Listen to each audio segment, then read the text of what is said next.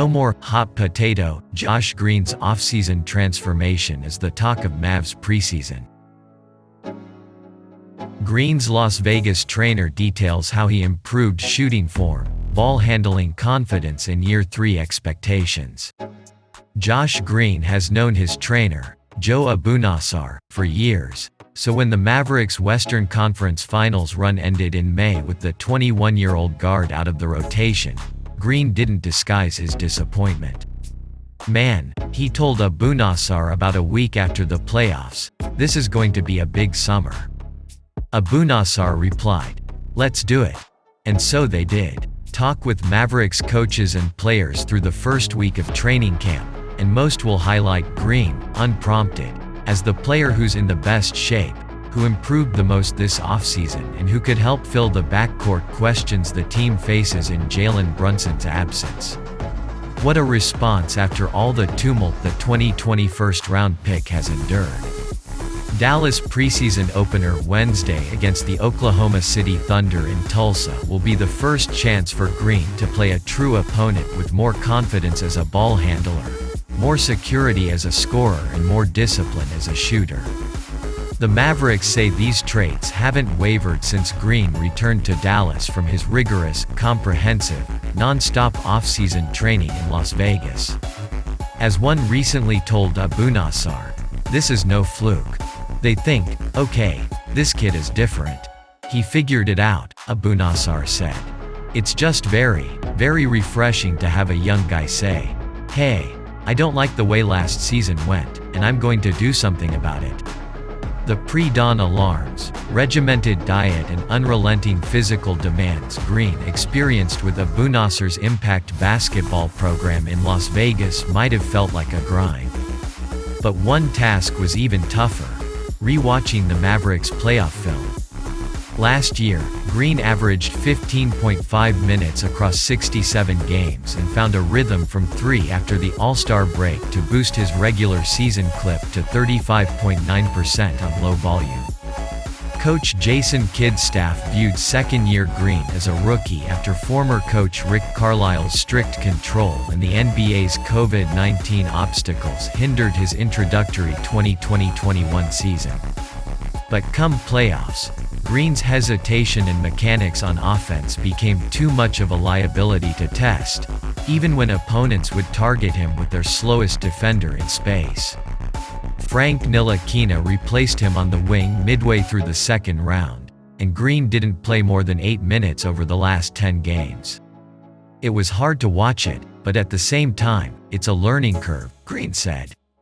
"It just motivated me." Green moved to Las Vegas in early June, about a week after the postseason ended, and entered Abunassar's program with 3 specific charges from the Mavericks leadership: improve ball handling, finish better at the rim, shoot more consistently from 3.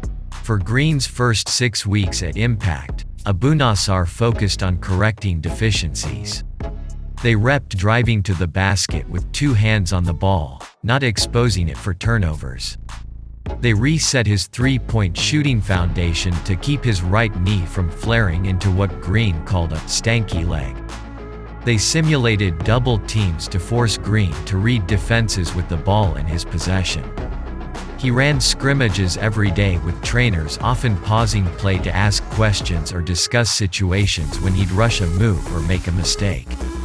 With most of Abunassar's NBA clients off until late July, Green led offenses with draft prospects and rising young players as the veteran decision-maker. "We were really working with him on Josh, slew down. It's that simple. Look what you had. You had a jumper here, you don't need to take 4 dribbles," Abunassar said. He calls his rushed tendencies hot potato. "I say he's got a motor stuck up his butt. Like, dude, somebody's got to turn the motor off. So we turned the motor from gear 4 back to gear 1 and just let him see." Green's secondary instructor arrived in August. He and Miami Heat guard Kyle Lowry had known each other from a few summer workouts with Abunassar in 2021 between the Olympics. But Green recognized the 6-time All-Star point guard really wanted to help me out this offseason. Together in August they lifted each morning, ran 2-a-day workouts on the court, did Pilates sessions, watched film and ate meals because Green said he wanted me to be around and do everything, just as Kevin Garnett and Chauncey Billups had done for young Lowry in Abunassar's program years earlier. During one-on-one runs, Green noticed how the 36-year-old Lowry used shot fakes to create space and score without passing or moving his body.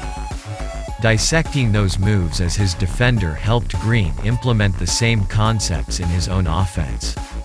Sometimes he'd look at me just like, "Man, slow down," Green said. I was able to realize if you just slow down, the whole game just slows down so much, and there's so much more you can do with the ball in your hand, rather than just panicking.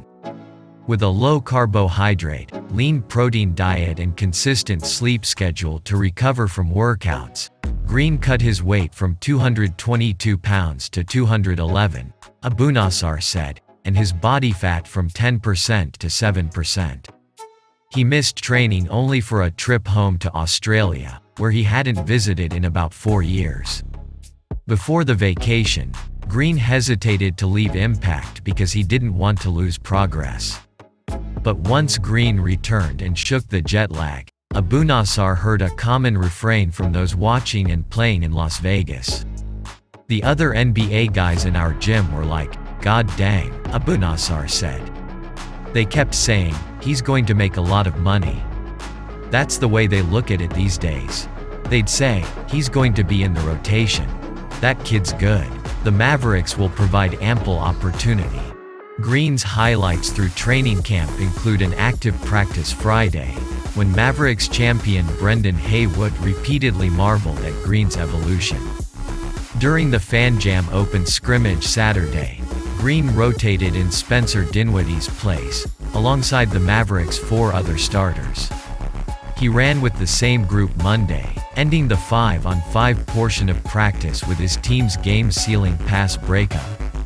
Behind him, Luka Doncic flexed in celebration, and teammates shouted with praise.